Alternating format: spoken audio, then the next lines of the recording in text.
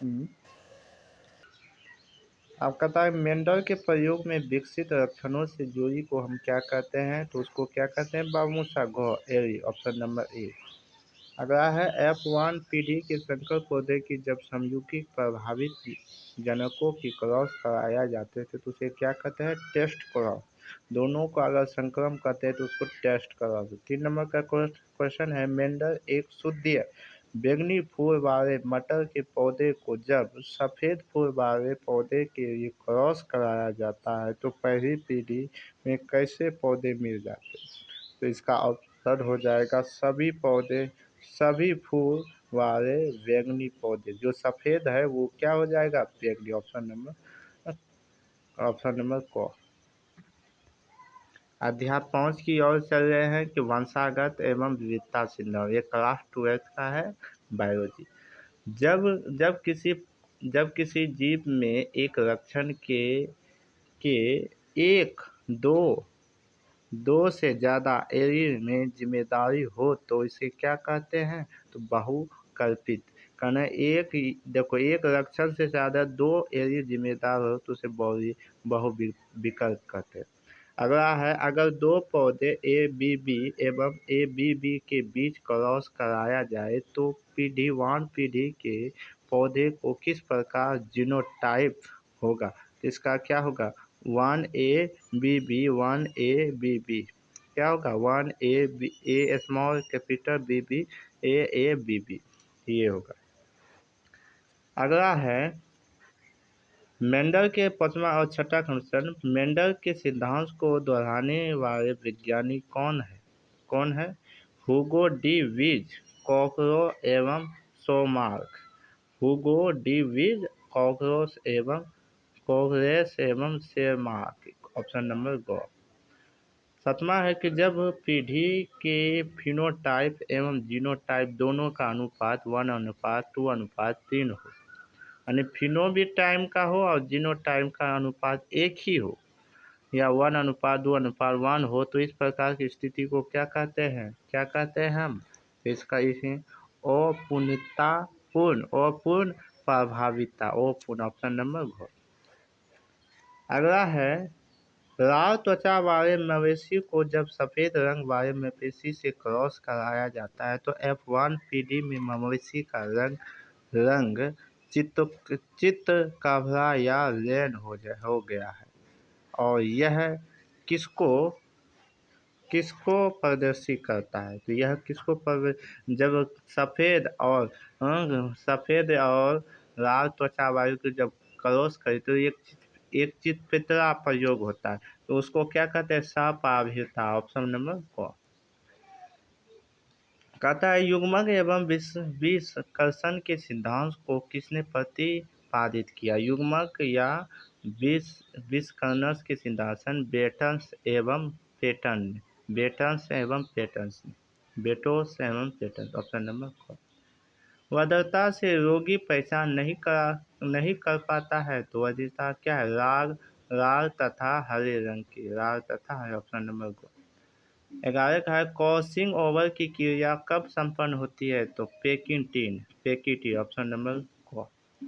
उसके बाद, अगर सामान्य पुरुष की शादी होमोफिलिया के वाहक स्त्री से हो तो इन दोनों में उत्पन्न संतानों नर की संतान तो क्या होगी 50% सामान्य, 50% रोगग्रस्त। तो हीमोफिलिया के तहत जब स्त्री वाहक पुरुष संभोग करते तो उसका पास क्या होता है, 50% और 50% रोगग्रस्त। निम्नलिखित में कौन सूक्ष्म उप परिवर्तन है? हमने बताए थे डेबिक, क्रिस्टियानसी या प्रतिरोमन या स्थानांतरित। इनमें से कोई भी सूक्ष्म उपरिवर्तन नहीं है, इनमें से कोई नहीं, ऑप्शन नंबर 1। अगला है, जब किसी उपवर्तन से न्यूरॉन के स्थान में पिरामिडी प्रतिस्थापित हो जाए तो उसे क्या कहते हैं, ट्रांसवर्सन, ऑप्शन नंबर 2। 15 का, बच्चों में गेरुरिमिस या डाउन सिंड्रोम होने का क्या कारण है, तो क्या कारण है? 15 का गो टाइस्टोसेमी टाइस्टोसेमी टाइटोसेमी। देखो, बच्चों में गेहूं में कब होता है डॉम या तो टाइटोसेमी के कारण। अब यहाँ देखो, डीएनए का एक जीवाणु कोशिका एक दूसरे से जीवाणु में जीवाणु भोजी द्वारा हस्तांतरण को क्या कहते हैं? ट्रांसकंसन। क्या कहते हैं? ट्रांसकंसन। अगला है, ग्रिफिनिया में किस प्रयोग से सिद्ध होता है कि डीएनए के आनुवांशिक पदार्थ है? तो क्या है आनुवांशिक? क्या है? रूपांतरण। ग्रिफिनिया में क्या है? रूपांतरण डीएनए के आनुवंशिक। निम्नलिखित में जोड़ी कौन सा आरएनए का है? आरएनए का है तो वो है एनिनी एवं यूरेसिल। एनिनी एवं यूरेसिल। अगला है, डीएनए या एमएआर एवं संदेश वाहक आरएन बनने की क्रिया को क्या कहते हैं? ट्रांसक्रिप्शन। ऑप्शन नंबर को। विभिन्न प्रकार के आरएन के प्रोटीन संश्लेषण की क्रिया विधि को क्या कहते हैं? ट्रांसलोरेशन। अब कहते हैं में डीएनए का एक पूर्ण घुमाव में कितने बेस पेयर होता है? तो कितने बीज में हम लोग बताए थे आपको? 10 पेयर होता है। एमआरएनए का निर्माण किससे होता है? तो केंद्रक के द्वारा होता है।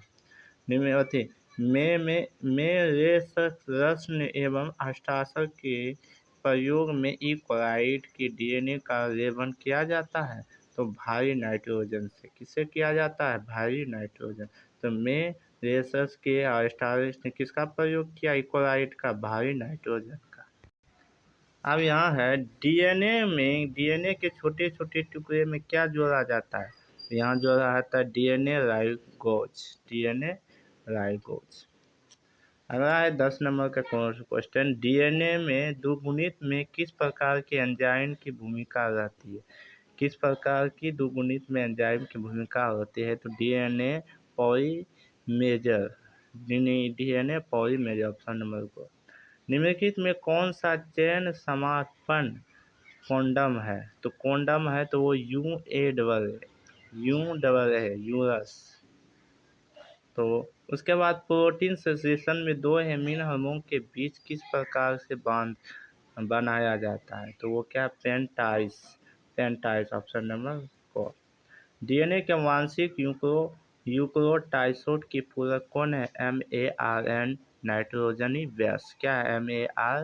MRNA nitrogen base. Option number 4। उसके बाद है, प्रोटीन संश्लेषण में एमिन अम्ल को सक्रिय करने के लिए किसकी आवश्यकता होती है? तो यहाँ आपको बताया है एटीपी का। क्योंकि प्रोटीन जब संश्लेषण होता है तो एटीपी का ही प्रयोग होता है जिसका नाम है एडेनोसाइन ट्रांसफर। कथा 15 का एक जीन का एक एंजाइम को सिद्धांत किन्होंने प्रतिपादित किया?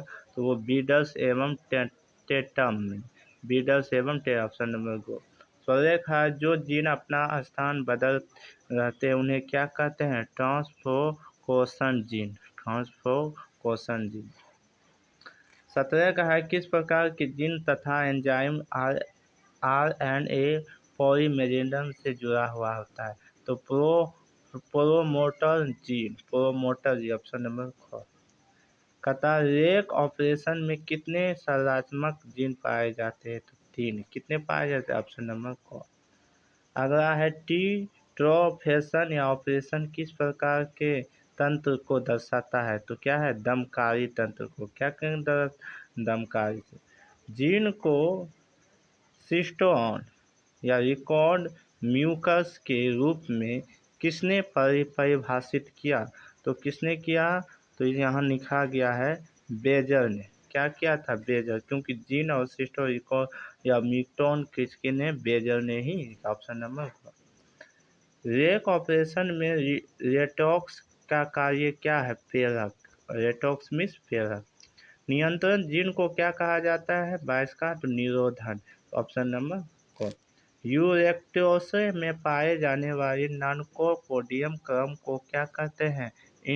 इंटॉन्ड कहते हैं। क्या कहते हैं? इंटॉन्ड। 24 का है जंक डीएनए जंक डीएनए को क्या कहते हैं? नॉन कोडिंग कम कहते हैं। उसके बाद हम कहते हैं हेटेरोनिनस MAR डीएनए से एमआरएन से बनने की किस क्रिया से मदद मिलती है? किस क्रिया से मदद मिलती है? तो सप्राइसिंग से। Option number 2। अगला है यूकेरियोट्स में डीएनए में एक ही नाइट्रोजन बेस मेम्ब्रेन पर उपस्थित को क्या कहते हैं? क्या कहते हैं हम? तो वो कहते हैं रिडंडेंट्स डीएनए रिडंडेंट्स। 27 का है यूकेरियोट्स में इंटीग्रेटर जीन प्रोकैरियोट्स के किस प्रकार की तरह कार्य करता है? वो नियंत्रित जीन। 28 का क्वेश्चन है ऑपरेशन मंडल को किस तरह की प्रस्तावित किया जाता है? जेकब एवं मोनोदर। 29 का है फेहक रिफ्रेशन कोरेशन को क्या कहते हैं? क्रॉसिफ्रेशर। क्या कहते हैं? Option number 2 क्रॉसिफ्रेशर। कहता है कि डीएनए फिंगरप्रिंट को कार्य क्या है? संतान के सही माता पिता पहचानने का। जी हाँ फोरेंसिक विज्ञान प्रयोगशाला में। हाँ संदेह माता पिता का जानकार। ये भी हाँ इनमें से सभी। यानी ये तीनों में क्या है? सब में होना चाहिए। फिंगर का, माता पिता का कैसे पहचान विज्ञान में प्रयोगशाला में इसका किया जाता है। ये अध्याय क्या है? वंशागति का आणविक आधार। ये अध्याय नंबर 6 है, क्लास 2 है।